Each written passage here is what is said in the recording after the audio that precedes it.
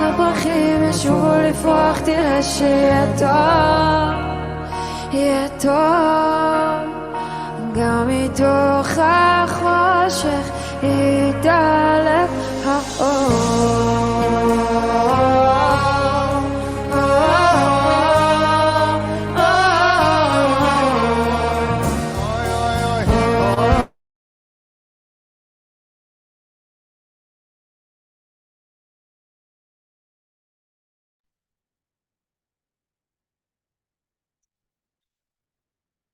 Hola, buenas tardes a todos y a todas. Buenas noches, dependiendo de en qué parte del mundo se encuentran. Mi nombre es Kevin y me toca dar la bienvenida de parte de las organizaciones que estamos organizando este espacio. Les agradecemos a todos por estar acá un domingo a la tarde. No sabíamos cómo íbamos a estar de convocatoria en febrero, pero tuvimos una muy buena respuesta, por suerte, y también muchas personas que estaban interesadas, pero nos pidieron verlo en diferido. Esto también lo vamos a subir al canal de YouTube de Nuevación, para quienes no llegan a verlo, o por si ustedes mismos quieren compartirlo, les vamos a enviar el link para que lo puedan hacer, no va a figurar públicamente. Esta es una actividad organizada por Meretz Argentina, Tzavta, Usina Cultural, el periódico Nuevación, Meretz Uruguay y la Casa de Cultura Mordejai Anilevich en Uruguay. Tenemos gente conectada de toda América Latina y también desde Europa, Norteamérica. Sabemos que algunos están conectados desde Israel. Les mandamos un saludo especial y un abrazo solidario a quienes están en Israel en este momento. Ya voy a dejar de hablar porque no vinieron a escucharme a mí, pero tenemos el placer de contar con dos personas que muy voluntariamente, muy generosamente nos dieron su tiempo esta tarde del domingo. Vamos a escuchar una conversación entre Matías Sacal y Alan Wilder. Voy a presentar a Matías primero. Mati se conecta desde Israel. Él es abogado especializado en Derecho Internacional y actualmente está cursando una maestría en Relaciones Internacionales. Matías vive en Israel hace 2 años más o menos, Matías. ¿Me corregirás Así es, vos? 2 años en Jerusalén. En Jerusalén, director de Con Israel y por la Paz. Recomiendo mucho que vayan a conocer Con Israel y por la Paz si nunca lo visitaron. Y va a estar en conversación con Alan Wilder, que muy generosamente aceptó moderar esta charla por nosotros. Alan es abogado internacionalista, también de la Universidad de Buenos Aires, al igual que Matías, y es miembro del Observatorio sobre la lucha contra el antisemitismo de la Facultad de Derecho de la Universidad de Buenos Aires. Nuevamente les agradecemos a todos, especialmente a Matías y a Alan por estar con nosotros esta tarde, y de parte de los organizadores esperamos que este sea un espacio enriquecedor para todos, que estamos seguros de que así lo va a ser, y los dejo en manos de Alan y de Matías. Muchas gracias.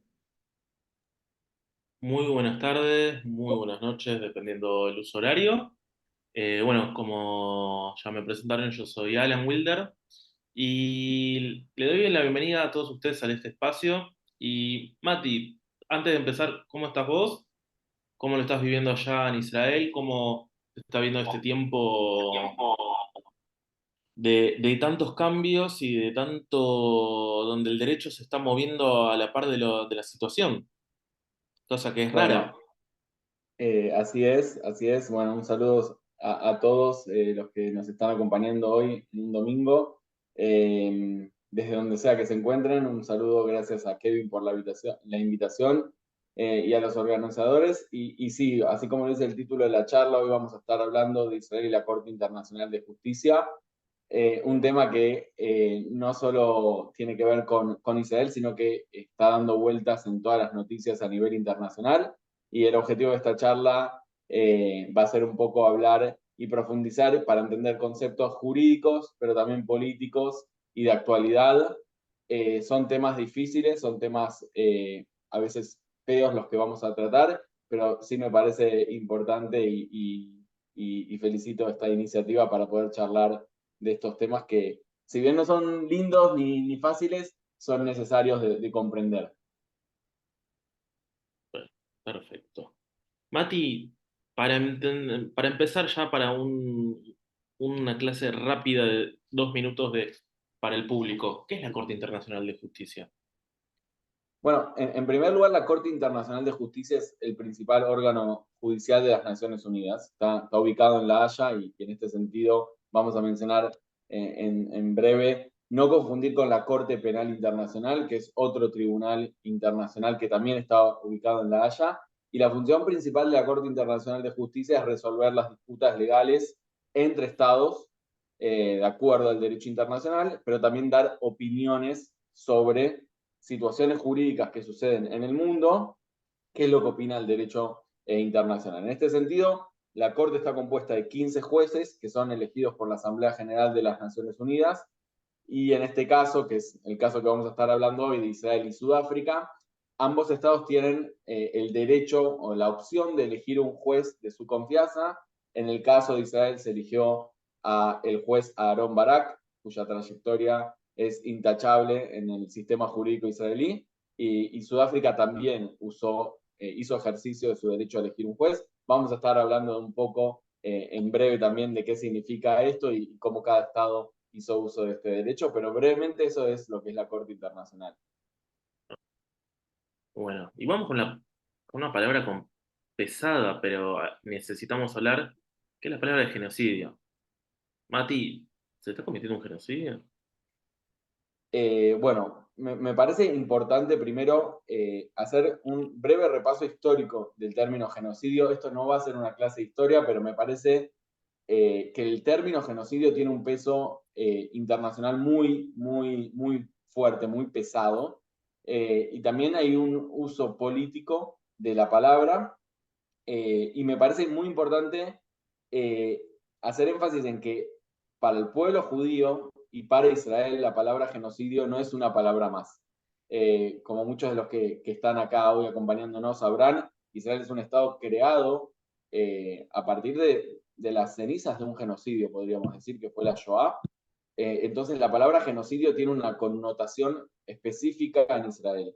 Me parece importante hacer como un repaso histórico de quién fue y cómo se creó el término jurídico de genocidio, y no podemos empezar a hablar de eso sin mencionar a Rafael Lemkin. Rafael Lemkin era un judío de origen polaco que nació en 1900 y dedicó su vida entera a que se codifique y se legisle, y él creó el término genocidio. La palabra genocidio hasta 1948, que es cuando se aprueba la Convención para la Prevención y Sanción del Delito de Genocidio, no existía en el léxico jurídico internacional. Sí me parece interesante hacer énfasis al hecho de que Lemkin era un lingüista, él estudiaba lenguas y derecho, y él le llama la atención un hecho que es el caso del genocidio armenio. En ese momento no era un genocidio, sino la matanza del pueblo armenio, y en Berlín, en esa época, se asesina a Talat Pasha, que era uno de los perpetradores del genocidio armenio, y él estaba estudiando Derecho, y él, como estudiante, se hace una pregunta que lo va a acompañar durante todo su recorrido, que es cómo puede ser que una persona que, que mata es acusada de homicidio y se lo cita en un juicio y se lo sienta en un juicio y es responsable de ese homicidio, pero la persona que es responsable de la matanza de cientos de otras personas en el mundo camina libre en Berlín. Talat Pasha fue asesinado por armenios en Berlín y se lo juzgó en un tribunal normal. Y lo que pregunta Lemkin es cómo puede ser, primero, que esta persona estaba libre. Entonces, esa pregunta es la que lo acompaña a Lemkin por el resto de su vida, y él va, les recomiendo al quien quieren profundizar en esto, él tiene un libro que se llama La biografía no autorizada de Rafael Lemkin, donde él, para mencionar una cuestión, toda su familia es asesinada en la Shoah, en el Holocausto, y él en 1942 se llega a reunir con Roosevelt, y Roosevelt le dice, porque él estaba en su pleno esfuerzo y auge para codificar el término genocidio, y Roosevelt le dice paciencia. Y en el libro dice que la paciencia es una buena palabra para quien espera un nombramiento o la construcción de una carretera, pero él lo describe así, como cuando la cuerda ya está alrededor de tu soga, del cuello de la víctima, y el estrangulamiento es inminente, él pregunta, ¿no es la palabra paciencia un insulto a la razón? Entonces creo que para entender un poco la urgencia de ese periodo histórico, luego, 2 años después del pedido internacional de paciencia escenificado en las palabras de Roosevelt, cuando Winston Churchill descubre las masacres cometidas por los nazis, él escribe y dice, acá se cometió un crimen sin nombre. Y este era el mismo crimen que Lemkin venía diciendo hace años, que es el genocidio. Ahora, habiendo hecho esto repaso histórico, me parece que es importante porque Lemkin, desde sus raíces judías y entendiendo la necesidad de proteger a las personas contra el genocidio, que es el crimen de los crímenes, que ya vamos a profundizar sobre su definición, en 1948 logra su cometido, que es la sanción, la aprobación por parte de las Naciones Unidas de la Convención para la Prevención y Sanción del Delito de Genocidio. Ok, con Y eso ese es entonces el estamos repaso dándole histórico. una normativa, estamos dando un trasfondo Así es. normativo para que de ahora en más los estados se rijan bajo esa normativa. Hay una ley, hay un conjunto de normas que hay que seguir sí o sí, no solo, como decís, es para prevenirlo, no Ah, qué pasaría si lo cometés, sino es, tenés que, a toda costa tenés que acatar esto para evitarlo.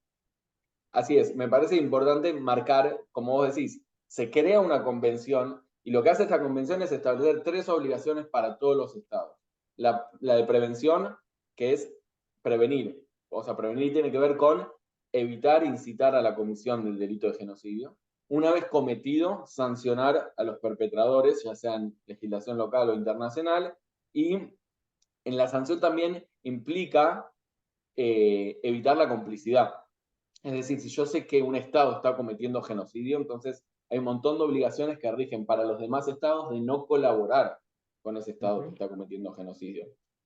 Me parece importante mencionar esto porque también, teniendo esta introducción general, vamos a poder entender el actual caso entre Israel y Sudáfrica en esta clave de estas 3 obligaciones de la Convención. Bueno, contanos un poco más, ya vos Así viviendo es. en Israel. Vos viviendo en Israel, Eh, me imagino, contanos cómo fue lo del 7 de octubre, cómo lo viste vos, no solo viviendo allá, sino como abogado, cómo fue tu análisis de después la respuesta de Israel. Así es. Bueno, si me permitís, me parece importante, antes de empezar con el análisis, definir el crimen de genocidio, que es lo que está Por en el favor. artículo 2 de la Convención. No le voy a leer la Convención porque el que quiere la puede buscar y leer, pero me parece importante hacer énfasis en 3 puntos. La Convención entiende por el crimen de genocidio a un montón, 5 actos, perdón, no los voy a mencionar, los pueden buscar. La matanza de miembros de un grupo, o sea, la lesión grave a la integridad física o mental del otro grupo, sometimiento intencional a condiciones de vida que hayan de acarrear la destrucción total o parcial de otro grupo. Pero hay 3 componentes importantes, que es la comisión de esos actos genocidas, por un lado. Por otro punto es la intención específica de destruir total o parcialmente. No basta con cometer, o sea, con matar a miembros de un grupo, sino que tiene que haber una intención genocida. Esto en el derecho se conoce como un dolo especial. O sea, se tiene que probar que el perpetrador tiene la intención de destruir al otro grupo. Y la convención, si bien hay diferentes definiciones de genocidio, la definición jurídica establece que los grupos protegidos son el nacional, étnico, racial o religioso. Entonces, habiendo hecho esta definición, yo creo que hay una pregunta que nos va a acompañar durante todo este encuentro, que es ¿por qué Sudáfrica elige acusar a Israel de un crimen tan difícil de probar? No estamos hablando de crímenes de guerra, crímenes de lesa humanidad, sino genocidio, que no solo que hay que probar la matanza o las lesiones graves, sino la intención israelí de generar ese resultado. En ese sentido, y con lo que mencionabas vos antes, Alan, la posición de Sudáfrica, o sea, Sudáfrica presenta una demanda ante la Corte Internacional de Justicia diciendo acusando a Israel. No me voy a meter en términos jurídicos específicos, porque lo aclaro para que se entienda. ¿Por qué acusa en primer lugar de genocidio a Israel? Como dijimos antes, hay una convención de la cual Israel es parte. Esa convención, en artículo 9, lo que establece es que la Corte Internacional de Justicia va a ser la que resuelva disputas entre estados con respecto a la interpretación de esa convención. Entonces lo que dice Sudáfrica es, lo agarré a Israel. Como hay jurisdicción obligatoria de una corte internacional, es decir, hay una corte por la cual Israel tiene que responder, entonces lo acuso a Israel de este crimen, que es el crimen de genocidio. Ahora, la posición de Sudáfrica es, Israel está cometiendo un genocidio contra los palestinos en Gaza. Durante la operación militar de la Fuerza de Defensa de Israel se comete un genocidio. Ellos hacen una descripción fáctica de todo lo que sucede en la Franja de Gaza desde el 8 de octubre. Y también citan frases de líderes israelíes, ya sea de los que forman parte del gabinete de guerra, que en este caso serían Netanyahu, Yoav Gallant y Benny Gantz, para construir el caso de que la intención genocida está en los líderes israelíes.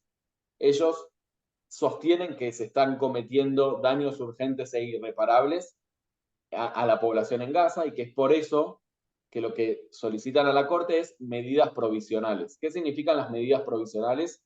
Lo vamos a hablar también en breve. Yo avanzo, pero si alguien no entiende a alguien, pueden mandar, si alguien no entiende algún concepto, pueden mandar preguntas y vamos leyendo, porque sé que quizás para abogados estos son términos fáciles, pero también podemos parar y preguntan y vamos avanzando, pero me parece que lo que Sudáfrica solicita es estas medidas provisionales. Lo que le dice a la Corte es, yo no puedo esperar a que vos determines si se cometió o no se cometió genocidio, necesito que digas una medida cautelar, o sea, le pidas a Israel, en este caso, lo que le pidió es, entre otras medidas, la principal es que cese al fuego, es decir, que Israel frene sus actividades en la Franja de Gaza, que aumente la asistencia humanitaria y que luche contra la incitación al genocidio que hay en algunos sectores de la política israelí. Esa es la postura de Sudáfrica. Y en este momento, ¿es Sudáfrica solo, es Sudáfrica contra Israel o es Sudáfrica acompañada de otros países? Cualquiera puede adherirse, cualquier estado puede adherirse. ¿Esto es contra el gobierno o es contra todo el estado como un ente?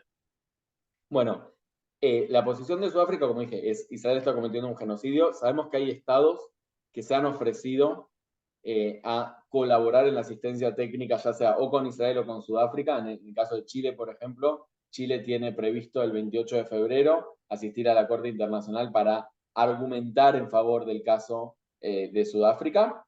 Y hay otros estados como Alemania que va a asistir a la defensa técnica israelí. En este caso me parece importante también mencionar, bueno, esa es la posición de Sudáfrica. ¿Cuál fue la posición de Israel al respecto? En primer lugar, Israel lo que sostiene es que la demanda sudafricana es una difamación, es una distorsión y una manipulación de la realidad, convertir al término genocidio en un arma contra Israel y vaciar al término genocidio de contenido. Israel lo que sostiene es que las operaciones de la Fuerza de Defensa de Israel en la Franja de Gaza son de acuerdo al derecho internacional humanitario, que jamás es una amenaza, que es lo que vemos a diario, porque aún sigue habiendo rehenes en manos de Hamas, aún siguen cayendo algunos misiles por parte de la Franja de Gaza. Y también lo que plantea Israel, y esto es para otra charla, pero es cómo una democracia puede luchar contra grupos terroristas con las limitaciones que tiene una democracia en el sentido de el respeto a las leyes, el respeto al derecho internacional, todas cuestiones que jamás no respeta. En la defensa de Israel se argumenta mucho todas las prácticas que tiene Hamas en cuanto a la colocación de infraestructura terrorista en zonas civiles, ya sea escuelas, mezquitas y demás, lo que Israel argumenta, que transforma esos sitios civiles esencialmente en objetivos militares. Y principalmente la defensa de Israel es que el componente clave de genocidio, como decíamos antes, que es la intención de destruir a un pueblo, está totalmente ausente en el caso de Israel, porque no hay tal directiva por parte de ningún jerarca del gabinete de guerra de Israel, o sea, estamos hablando de estos tres que mencioné antes, que ordene la destrucción del pueblo palestino. En este sentido, también abro una pregunta que también nos va a estar acompañando en este encuentro, que es si hay o no hay apropiación del término genocidio con, como yo decía al principio, el componente y el peso específico que tiene tanto para el pueblo judío como para la sociedad israelí. En este sentido, me parece importante mencionar un hecho. Tengo amigos cuyos abuelos son sobrevivientes de la Shoah, y el viernes que empezó, ese viernes, un viernes donde todo el pueblo de Israel estaba, por lo menos aquí en Israel, estaba frente a los televisores mirando el juicio, y había una sensación de que quienes estaban en el banquillo de los acusados éramos nosotros. O sea, nadie quiere estar en un banquillo que te acusen de genocidio. No es algo lindo. Entonces también hay como una cuestión política de asociar el término Israel a genocidio, que creo que en ese punto Sudáfrica sí ha logrado su cometido. Y bueno, por ejemplo, acá en el chat tenemos una primera pregunta que es si podría pasar a la inversa, que Israel demande acá a Hamás por los crímenes contra la población civil israelí, ya sea en la Corte Internacional de Justicia o en otro organismo. Bueno, me parece interesante esa pregunta porque podemos pasar a hablar de cuáles son las acciones que efectivamente está haciendo Israel en la Franja de Gaza. A ver, Israel respondió a los ataques del 7 de octubre. Primero, me parece importante mencionar, antes de hablar de cuáles fueron las acciones de Israel, qué pasó el 7 de octubre. Si bien o la mayoría, a 4 meses sabemos, nunca está de más poner en contexto. De hecho, la Corte Internacional de Justicia así lo menciona también en el fallo de las medidas provisionales. Empieza hablando del 7 de octubre, porque es imposible entender las acciones israelíes en la Franja de Gaza sin el 7 de octubre. De hecho, también hay una pregunta, es si el 6 de octubre o el 5 de octubre Israel salía a una operación militar en la Franja de Gaza, defensiva o con información de inteligencia, muchos de nosotros hubiésemos pensado que era una movida incluso política de Netanyahu para mantenerse en el poder. Nadie hubiese pensado que semejante actividad terrorista estaba planeada contra Israel. Si bien no hay una investigación formal sobre eso, el 7 de octubre fue un antes y un después. Entonces, ese día Hamás lanzó un ataque a la población israelí que duró varias horas en 22 ciudades distintas, en las carreteras, en el Festival Nova y en varias bases militares. El ataque cobró al menos la vida de 1.200 personas, inclusive bebés, niños, pequeños, hombres, mujeres, personas con discapacidad, ancianos. Asesinaron a víctimas decapitándolas en sus calles, en las calles, en el festival de música, agresiones sexuales, víctimas mutiladas, torturadas, secuestros de 240 personas, 130, al menos 130 seguirían en la Franja de Gaza. Después vamos a analizar esto, cuál es la característica o la categorización jurídica de los hechos de Hamás, pero la pregunta tuya, volviendo a qué es lo que pasó, teniendo en cuenta que eso fue lo que pasó el 7 de octubre, Israel comienza una operación militar, que no la llama operación militar, que es una guerra, así lo afirmó Netanyahu, que es con dos objetivos: destruir la capacidad militar y de gobierno de Hamás por un lado, y devolver a los secuestrados. También para otro Zoom, si estos objetivos colisionan entre sí o si son posibles. Aprovecho y te pregunto, ¿es una guerra como decimos, porque hay que declararla, esto también la guerra tiene normas. ¿Es una guerra contra Hamas o es una guerra contra el Estado palestino? Bueno, Israel no reconoce un Estado palestino, en primer medida, oficialmente. La guerra es contra Hamas, así el objetivo militar fue declarado, pero me parece importante hacer una cronología de los hechos. Israel inicia la operación con un bombardeo aéreo del norte de Gaza y la imposición de un bloqueo que impide la entrada de alimentos, agua, medicinas, que previo a la guerra Israel proporcionaba alrededor del 50% de la electricidad en Gaza y alrededor del 10% en cuanto a alimentos y asistencia humanitaria. Desde el 13 de octubre, Israel ordena a los civiles en el norte de Gaza que se desplacen hacia el sur para su protección, incluso a través de medios de comunicación y repartiendo folletos. El 15 de octubre Israel empieza a permitir la entrada de agua al sur de Gaza. ¿Por qué digo al sur? Porque es a donde Israel ordenó que se evacúen.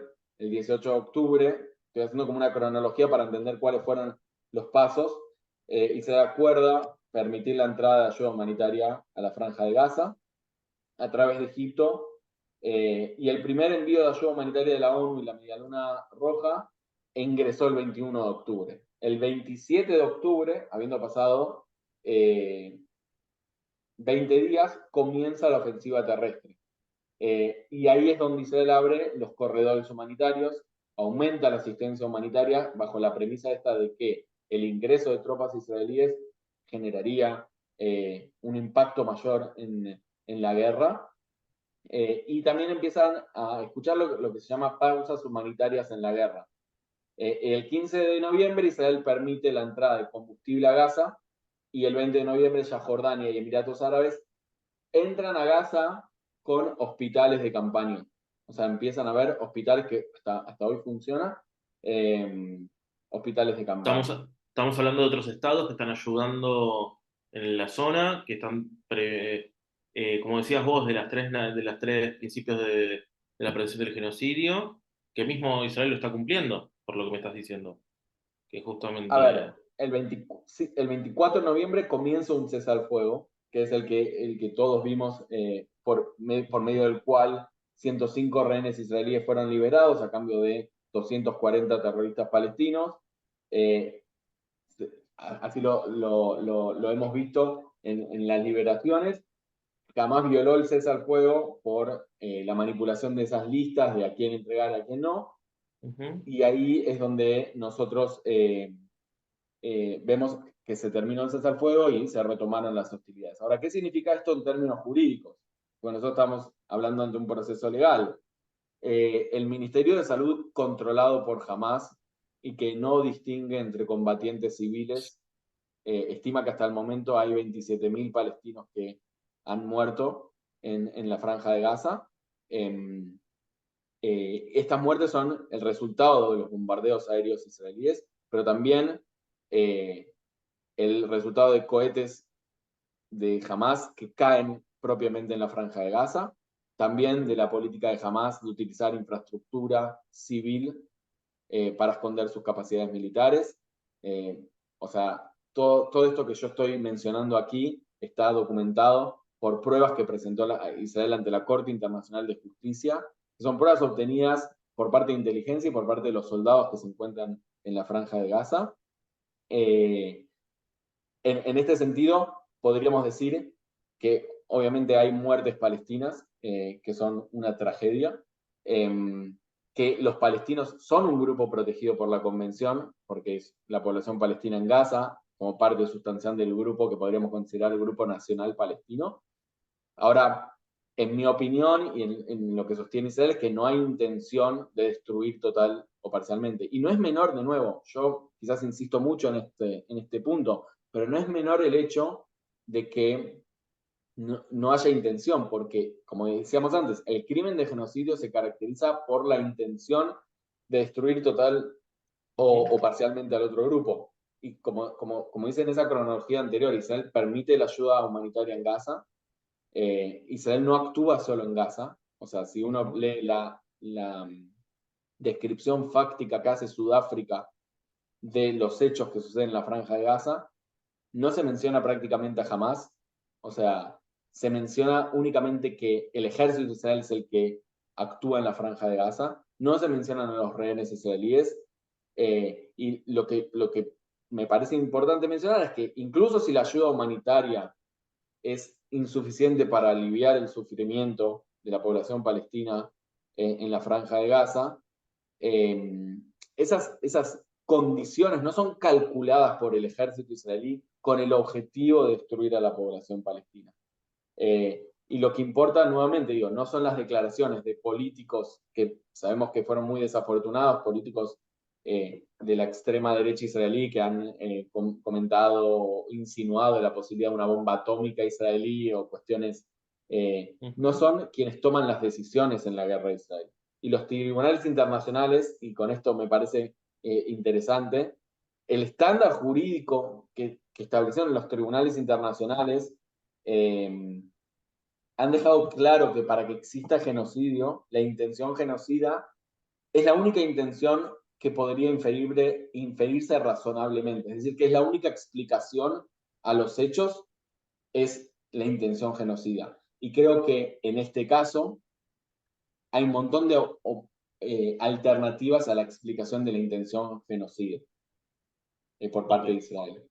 Volvamos a los tribunales, volvamos a lo que es el juzgado. Acá preguntan por qué Sudáfrica es la nación que hace la denuncia. Podría haber sido cualquiera, así como dijiste que Chile ahora a fin de mes se va a presentar para apoyar el reclamo. Podría haberlo hecho Argentina, lo podría haber hecho Tailandia, cualquier país que sea miembro de la ONU, o tiene que tener un interés particular en la situación. Bueno, podría, esto es una cuestión jurídica, cualquier país a priori podría, y así la Corte lo definió, pero me parece interesante y al lugar la pregunta de por qué Sudáfrica, con tu permiso y con el permiso de todos, les quiero compartir un poco la pantalla. Ahí pueden ver mi pantalla, ¿verdad? Sí. Perfecto. Un momento. Aquí estamos viendo sobre Sudáfrica.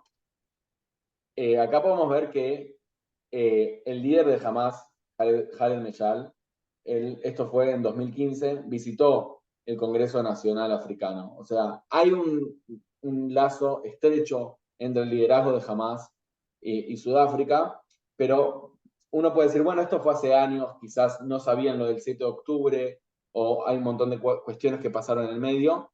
Este es el comunicado del Ministerio de Relaciones Exteriores de Sudáfrica el 7 de octubre, mientras la masacre en Israel estaba siendo cometida, mientras el ejército de Israel todavía no había llegado a un montón de casas que estaban siendo atacadas por Hamas. Y este fue el comunicado del 7 de octubre, y acá lo pueden ver, les marqué esta parte.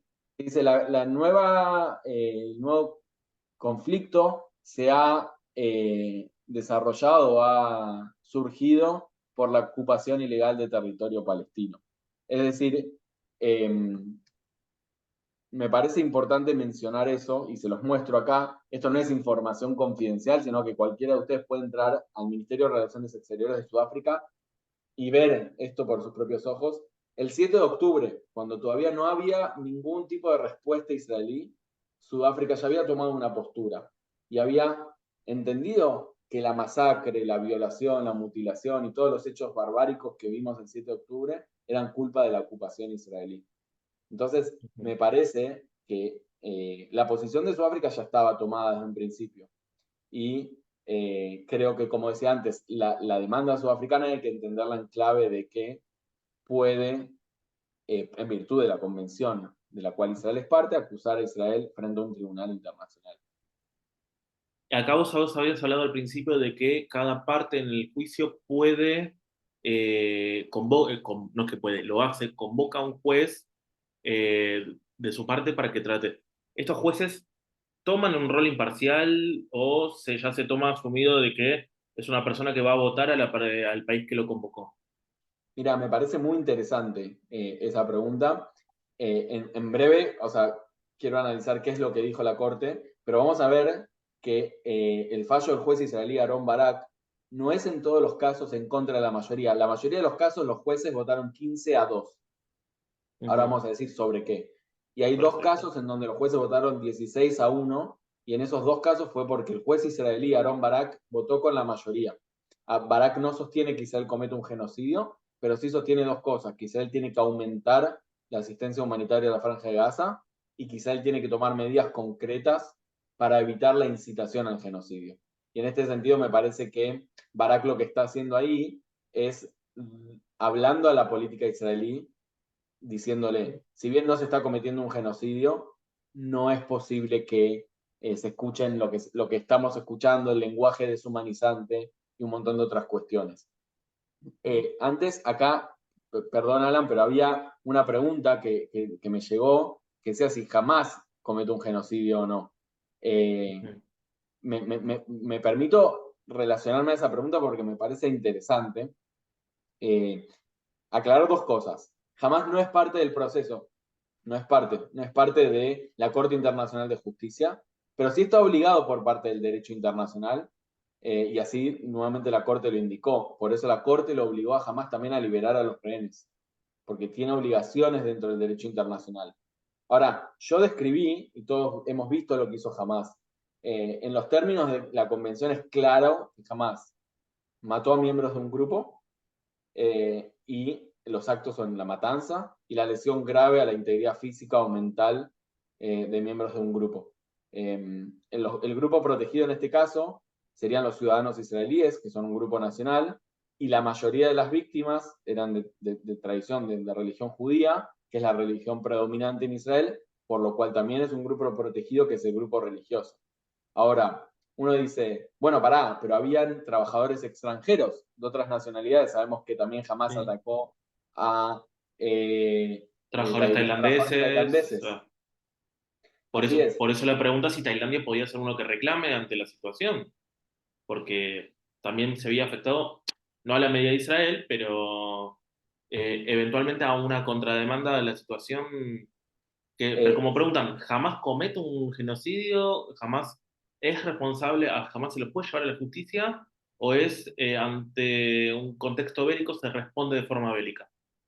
A ver, en términos jurídicos, sin duda que jamás comete un genocidio, que cometió un genocidio. Porque, de nuevo, genocidio, y esto no lo aclaré, no tiene que ver con la cantidad de personas que mueren, sino con el acto, que es la matanza de miembros de un grupo y la lesión grave a la integridad física o mental del otro grupo. Si se cometió contra un grupo protegido, en este caso, ciudadanos israelíes y de fe judía, y con esto que decían los trabajadores tailandeses, el tribunal, por ejemplo, en el genocidio, el Tribunal Penal Internacional para Ruanda, estableció que la intención genocida no queda invalidada por el hecho de que algunas víctimas no formen parte de ese grupo, toda vez que el perpetrador sí los percibía como miembros de ese grupo. ¿Se entiende? Entonces, lo que nos queda por corroborar es la intención genocida de Hamás. Y te hago una muchas pregunta, veces... Sí.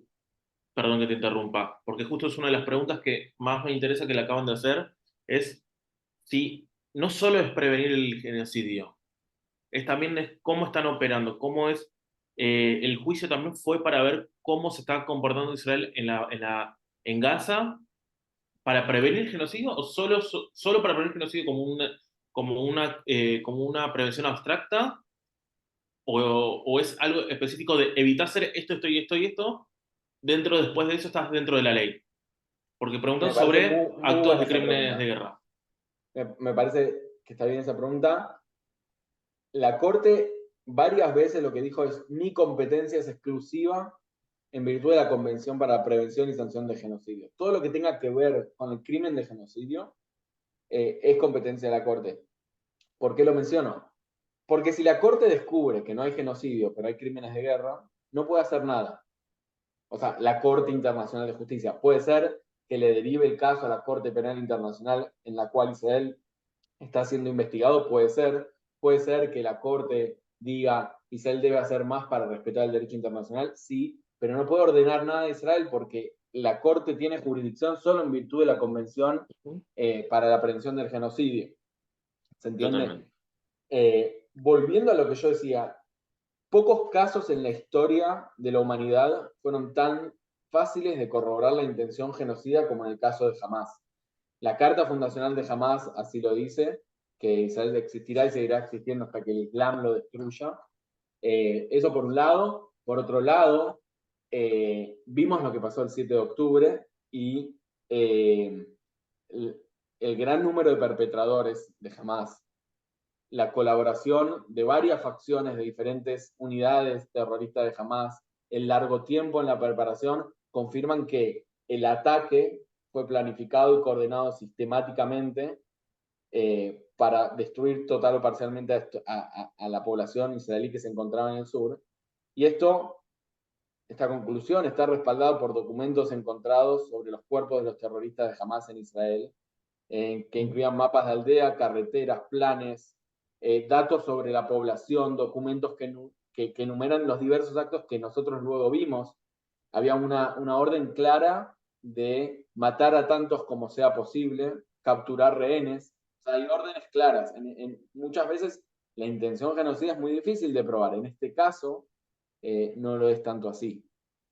O sea, vimos lo que pasó antes, vimos lo que pasó mientras cometían los actos, y luego tan solo queda escuchar lo que mencionan hoy en día los líderes de Hamás, que se encuentran en el sur del Líbano, que plantean nuevamente que va a haber varios 7 de octubre más, y que la intención está, porque nosotros somos las víctimas de la ocupación israelí. Entonces todo está justificado dentro de la Entonces, perspectiva de Hamás. volviendo a la pregunta, que de hecho ahora la volvieron a hacer. Judicialmente, no vamos al plano bélico, que eso ya lo aclaraste y que quedó claro. Judicialmente, ¿Israel le puede hacer algo jamás? Eh, o puede, ante los ojos del mundo, puede dejar en claro judicialmente cómo frenar a Hamas, más allá como un contrapeso de lo que hace en el campo de batalla? Mira, judicialmente hay herramientas legales para ir contra Hamás. Yo creo que no serían ante la Corte Internacional de Justicia, sino ante la Corte Penal Internacional, por crímenes de guerra, lesa humanidad, genocidio, actos de agresión, todas las atrocidades masivas que cometió Hamás. Ahora bien, la pregunta es la utilidad de eso. Uno dice, bueno, yo quiero buscar justicia y no venganza. Es decir, quiero que los perpetradores de Hamás estén sentados en el banquillo de los acusados con todo el proceso reparatorio que tiene para las víctimas, tener a su perpetrador enfrente y todas esas cuestiones que podemos ver también son en algún punto reparadoras en otros conflictos. Pero en términos de disuasión o en términos de legitimidad internacional, poco le interesa jamás lo que diga una corte internacional. Es decir, no estamos hablando de un Estado cuya reputación queda manchada, como podría ser el caso de Israel. A Hamás le interesa poco y nada lo que diga la Corte Internacional de Justicia sobre sus acciones. Totalmente. Y siguiendo con este trayecto, ¿quiénes son los jueces estos a tomar, de entender de la sentencia? Bueno, como vos dijiste, ahí están las medidas provisionales y después está el fallo de fondo que todavía va a tardar un montón en salir, pero hubo ya una decisión provisional. Contanos un poco, bueno, contaste la composición de la corte, pero contanos los perfiles, qué fue lo más interesante, bueno, como dijiste, del juez que propuso Israel, un poco del juez que propuso Sudáfrica y un poco de la Corte. ¿Qué fue lo más, de los tópicos más interesantes que dijo la Corte y por qué hay tantas reacciones totalmente inversamente opuestas al mismo contenido? ¿Por qué ambos lados lo tomaron celebraron el fallo, pero por motivos totalmente distintos? Es muy interesante el fenómeno que vos mencionás, que es el fenómeno de ambos lados festejaron el fallo de la Corte. ¿Por qué? Porque la Corte Internacional estableció medidas provisionales que lo que dijo en un título, y para que todos nos vayamos de acá con algo, es, por un lado, Israel tiene que tomar más medidas para impedir el genocidio en Gaza. Es decir, no dijo que Israel está cometiendo un genocidio. Y no ordenó el cese al fuego. Es decir, no le dijo a Israel, y por tal te obligo a frenar tus acciones militares en Gaza. Y quiero hacer un stop acá porque me parece importante mencionar el estándar de la misma corte en un caso similar que es el de Ucrania contra Rusia. Ucrania demandó a Rusia por genocidio también, y en ese caso, la Corte en las medidas provisionales, aún sin resolver la cuestión de fondo, si se cometió genocidio o no, le ordenó a Rusia cese al fuego, más allá de que Rusia no cumplió. Entonces, me parece interesante poder analizar en conjunto, y yo creo que más para el final tengo algo para decir al respecto de por qué la Corte no le ordena a Israel el cese al fuego. Pero antes de mi interpretación, me parece interesante hablar de qué es lo que dijo concretamente la Corte. Son 6 puntos operativos, 2 de los cuales establecen de que Israel tiene que tomar medidas efectivas para evitar que se cometa el genocidio. 15 jueces contra 2. Israel debe prevenir y sancionar la incitación pública a cometer genocidio, y en este punto es donde el juez israelí Aaron Barak vota con la mayoría y dice: yo no creo que Israel cometa un genocidio, pero sí Israel tiene que hacer más contra aquellos políticos que permiten o toleran un discurso de odio en la sociedad israelí. Israel debe aumentar la ayuda humanitaria, también sostiene esto. Y por último, lo que dice es que Israel debe tomar medidas efectivas para evitar la destrucción y proteger la evidencia, que es la que le va a permitir a la Corte definir sobre el fondo de la cuestión. Entonces, ¿por qué? En este sentido vos decías, ¿por qué lo festejaron a ambos lados? Porque para Israel hubiera sido un revés muy grande que la Corte Internacional de Justicia le solicite el cese al fuego, cuestión que no solicitó y que ya había solicitado en casos anteriores, en este caso no. Y por el otro lado, la victoria sudafricana es, por un lado, los titulares en todo el mundo son Israel acusado de genocidio, por un lado, y por otro lado, se le ordenan cosas concretas a Israel, y en este punto la Corte le dio un mes a Israel para que presente un informe de qué medidas son las que tomó para hacer efectivas estas órdenes que impuso la Corte Internacional. En tu opinión, ¿esto tenemos para largo? La batalla ya lo aclaramos, la batalla es tanto judicial como literalmente una batalla, pero ¿crees que los argumentos que presentó Israel para mostrar esta falta de intencionalidad tuvo algo que ver también la cuestión interna política? ¿Tuvo que ver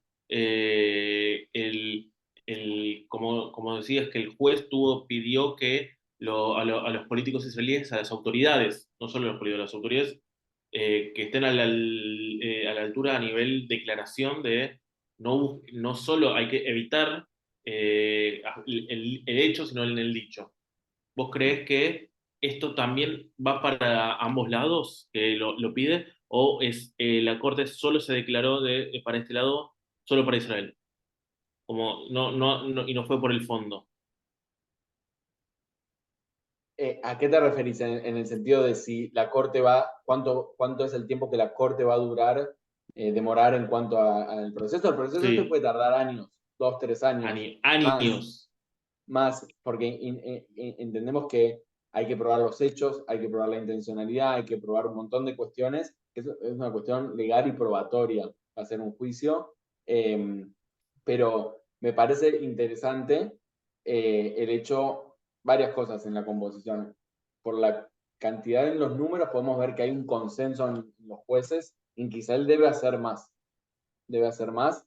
Pero en este sentido, y cuando vos me preguntabas mi interpretación, yo creo que la Corte entiende muy bien el hecho que planteó la defensa israelí, que es que Israel no actúa solo en la Franja de Gaza. Porque si nosotros enmarcamos esto como un genocidio, es que Israel entró en la Franja de Gaza para matar palestinos porque quiere matarlos y destruirlos. Pues tiene una intención deliberada. Entonces, sostener eso es obviar todo el contexto del 7 de octubre, obviar el hecho de que aún hoy, mientras estamos ahora charlando, domingo 11 de febrero, hay rehenes israelíes que están secuestrados en la Franja de Gaza. Es obviar el hecho de que jamás, mientras estaba el tribunal dando su orden, continuaba lanzando misiles hacia territorio israelí. Es obviar el hecho de que más de 200.000 israelíes, ya sea en el sur o en el norte, están evacuados de sus casas en el sur. Entonces, la Corte entiende muy bien que no puede atarle las manos a Israel en la lucha contra el grupo terrorista Hamas. Y por eso, y en esa clave, hay que entender la diferencia entre el fallo en el caso este y el caso de Rusia y Ucrania. Y me parece importante, y esta es una interpretación mía, es que si bien Hamas no es parte del proceso, la Corte entendió bien que no puede atarle las manos a Israel.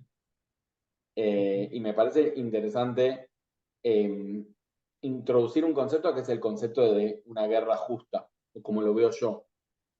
Amos Oz decía, y lo cito porque me parece muy relevante para lo que estamos hablando, es que él no se oponía a la violencia, sino a la agresión.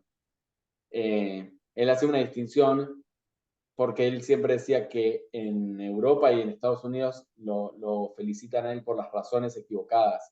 Él decía, yo no soy un pacifista, porque yo no creo que los campos de exterminio de Auschwitz se liberaron con marchas por la paz.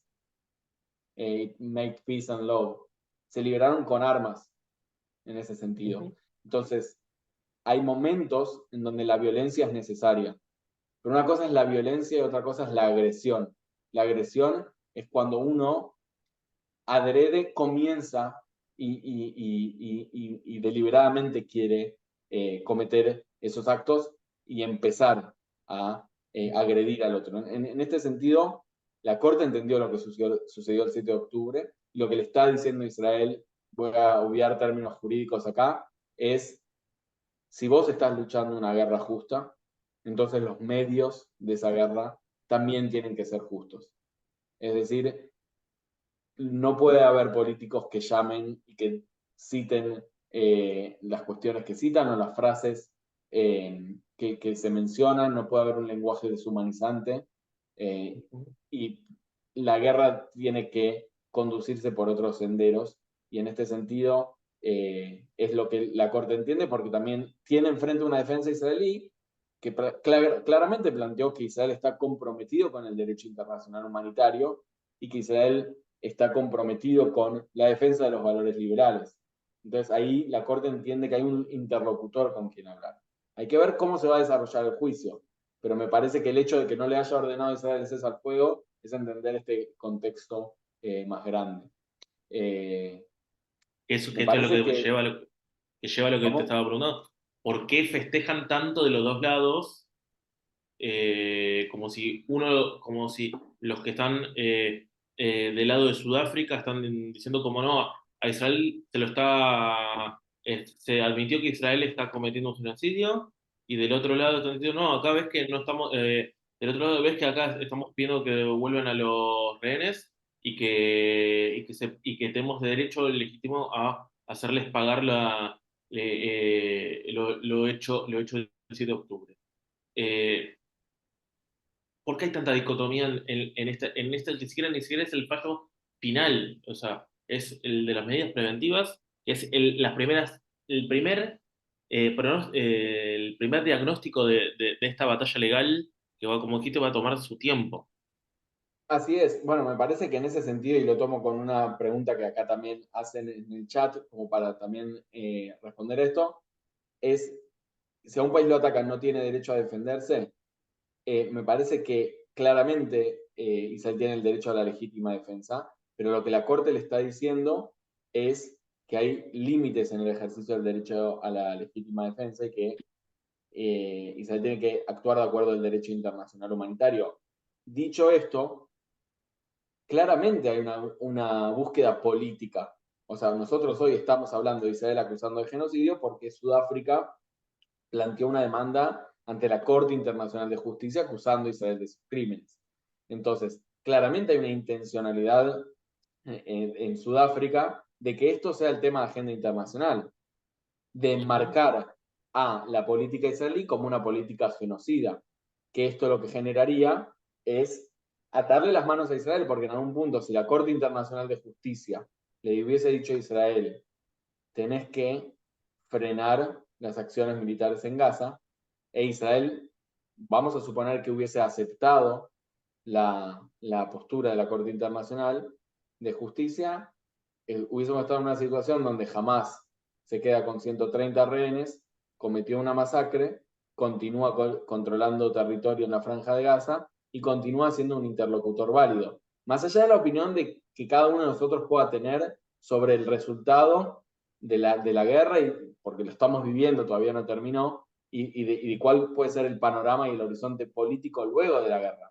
Me parece que también la Corte entendió esto y también se limitó en su capacidad de accionar porque entiende que el contexto es mucho más complejo de lo que presenta la posición Total. sudafricana. Entonces, podemos decir que la Corte se apegó a sus normas, se marcó sus propios límites, no miró más allá de lo que se le está preguntando en este momento, se le está pidiendo en este momento, pero tampoco le, como decís, ni ató a Israel de pies y de manos, pero tampoco se dejó estar con, diciendo, vos si vas a responder porque se secuestraron a tu gente, mataron a tu gente y atacaron a tu territorio, lo mínimo es estar a la altura de lo que no se pudo estar anteriormente.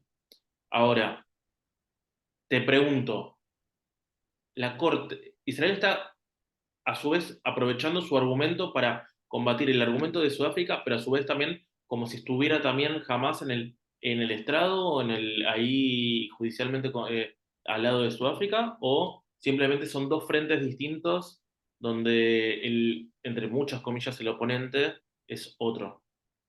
Mira, yo creo que una cosa es el accionar de Israel en el campo de batalla contra el grupo terrorista Hamas en la Franja de Gaza, y otra cosa es el accionar Israel en términos legales, que defiende la defensa jurídica israelí, que es una defensa técnica en cuanto a la demanda de Sudáfrica por la acusación de genocidio. No es menor el hecho de mencionar que el abogado que representa a Israel es Malcolm Shaw, que es una eminencia en derecho internacional y yo estudié sus libros. Uh-huh. Pero bueno, es cuestión de ver. Este es un proceso que va a durar años, pero que bueno, durante todos estos años va a generar titulares. O sea, vamos a estar en unos próximos 3, 4 años hasta que haya una sentencia con titulares de Israel y genocidio dando vueltas. Mencionar también brevemente que no es la primera vez que Israel tiene una relación con la Corte Internacional de Justicia. Recordemos que en el 2004 la Corte Internacional de Justicia dio una opinión consultiva sobre la legalidad del muro construido por Israel en cuanto a el muro de separación con los territorios de Cisjordania.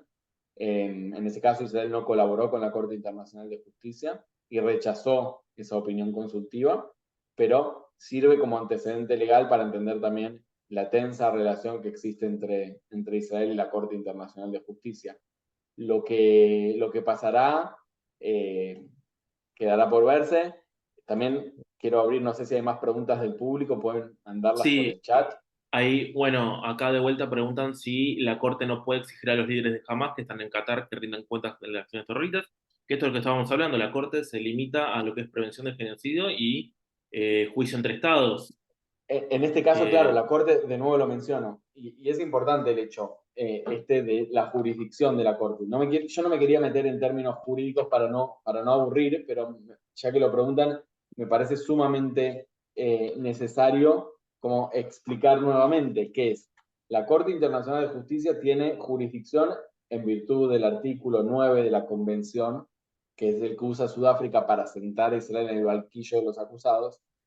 Entonces, la Corte solo puede definir si hubo o no hubo genocidio en este caso. Entonces, si la Corte encuentra que hubo crímenes de guerra, crímenes de lesa humanidad, no es la competencia en este juicio. Puede ser que se lo derive a otra Corte internacional o que haga otras cuestiones jurídicas con eso. Y por eso los esfuerzos internacionales de Sudáfrica de probar el genocidio. ¿Por qué? Porque si no hay genocidio, entonces no hay jurisdicción. Es como el huevo y la gallina, por eso. pero Y la otra necesitamos es, que exista ese crimen para acusar a Israel. por eso, y la otra pregunta que hacen, que también se responde con esto un poco no, se contesta bastante, es por los secuestrados. Si la Corte puede hacer una exigencia sobre los mismos, si esto cuenta también como la intención de parte de genocidio, de generar un genocidio de parte de Hamas, y que eso le da una temática de fondo a la corte, o si es como decís antes, no puedo involucrarme en la parte de los secuestrados porque es un crimen de guerra y no es mi área de competencia. Es que la Corte, por ejemplo, en las medidas provisionales, recordó en un último párrafo, si ustedes ven lo que dice la jueza, le hace recordar a todas las partes que más allá de que su competencia sea por el crimen de genocidio, todas las partes están obligadas por el derecho internacional humanitario, y en este sentido, apenas termina eso, dice, y en este sentido, es obligación de Hamas liberar inmediatamente a los rehenes israelíes que están secuestrados por Hamas. Me parece que la Corte sabe que que poca influencia tiene en la práctica lo que diga la Corte sobre Hamas, pero Y bueno. acá preguntan si, así como Sudáfrica e Israel, preguntan si Israel puede denunciar a Sudáfrica por lo que está pasando con los herederos de los Boer, o también a demandar a Irán, que constantemente sus autoridades piden el exterminio de Israel.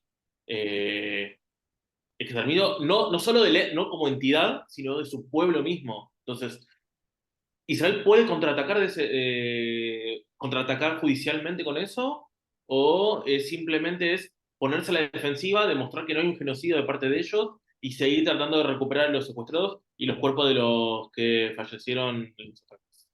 Mira, yo creo que puede contraatacar judicialmente. La pregunta es si quiere o no, porque eso implica esfuerzos legales, implica un despliegue internacional, y creo que las relaciones entre Israel e Irán pasan por ámbitos que no son necesariamente los jurídicos, pasan por ámbitos que ya sea de inteligencia, militares, de seguridad, y por otros ámbitos que no son los jurídicos, y en este sentido también respondo a la pregunta de por qué Sudáfrica y no Irán acusa a Israel en la Corte Internacional de Justicia. Entonces yo creo poco probable que veamos un Israel activo en cuanto a aprovechar los foros internacionales para acusar a otros estados, porque la relación que tiene Israel con esos foros no es la mejor. Totalmente. Después acá hacen una pregunta sobre el rol de la ONU. La vocera dijo que hoy justamente dijo que lo que pasó el 7 de octubre es una reacción Bueno, sí, es un a ver, en ese sentido desentendimiento. también escuchamos las declaraciones del secretario general de la ONU, que después se retractó, Ujú, que dijo que los crímenes del 7 de octubre no ocurrieron en un vacío, sino que hay un ujú. contexto, que fue muy mal percibido esos dichos en Israel. Pero hay que entender algo, la Corte Internacional de Justicia, para describir fácticamente lo que sucede en la Franja de Gaza, confía, y porque no tiene otra alternativa, en los informes de las agencias de Naciones Unidas y de los relatores especiales o las misiones de recopilación de hechos, fact-finding missions, que están en la Franja de Gaza.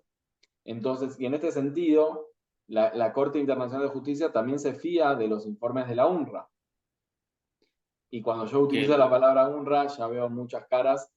Digo, la UNRWA está actualmente bajo escrutinio internacional por las acusaciones de que parte de sus miembros participaron activamente el 7 de octubre. Entonces creo que la cuestión es mucho más compleja desde la recopilación de los hechos, y por eso también una de las órdenes de la Corte es que Israel preserve la evidencia, porque es muy complejo este caso.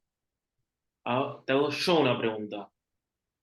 ¿Israel puede ir contra la UNRWA en la corte?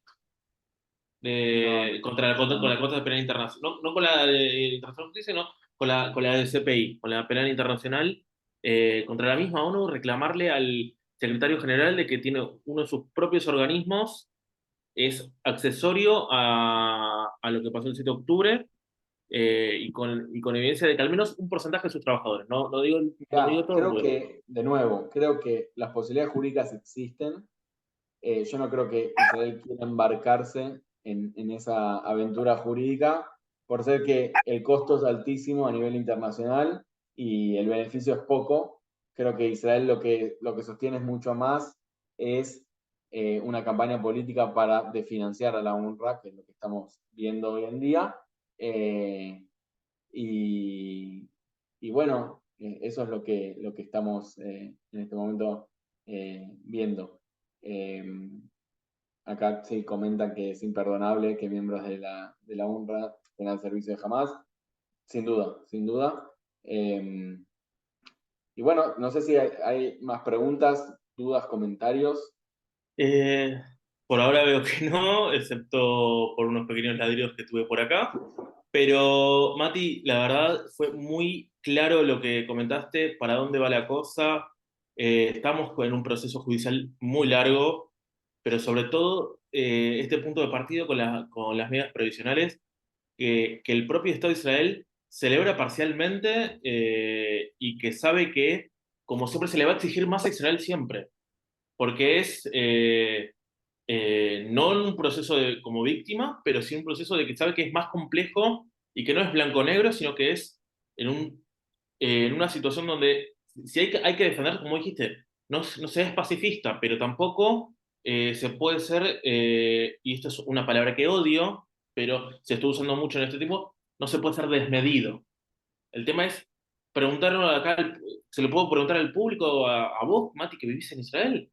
¿Qué tan, ¿Cuál es la medida ante una reacción donde vienen, atacan y atacan a tu gente, a tu pueblo, de esa manera? ¿Cuál es, cómo se mide? ¿Cómo se Mirá, proporciona mirá, yo te puedo dar una tal respuesta lógica? jurídica, te puedo dar una respuesta política. La respuesta jurídica tiene que ver con el derecho internacional humanitario. O sea, el derecho internacional humanitario establece que, y vamos a empezar por lo básico, que hay objetivos militares legítimos, porque parecería ser que cuando uno habla de una guerra, entonces no se puede hacer nada. Y voy a decir algo feo, pero es parte del derecho internacional humanitario. La guerra no es algo lindo, la guerra no es algo positivo. Sin duda que la guerra es algo negativo, pero la guerra también tiene normas y en esas normas existen objetivos militares legítimos.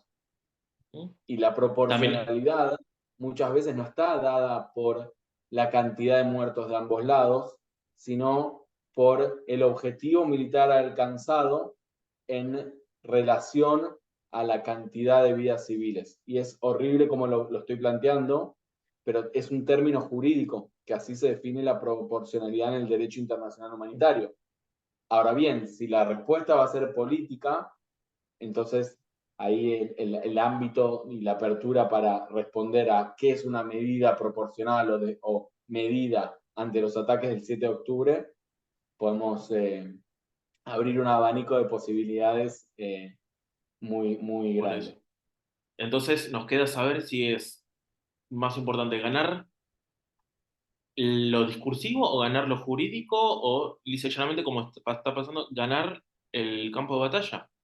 Entonces, eso no es una respuesta que me puedas dar hoy, lo Mira, yo lo que creo es sabremos. que la verdad que ganar en el campo de batalla no sé lo que significa hoy.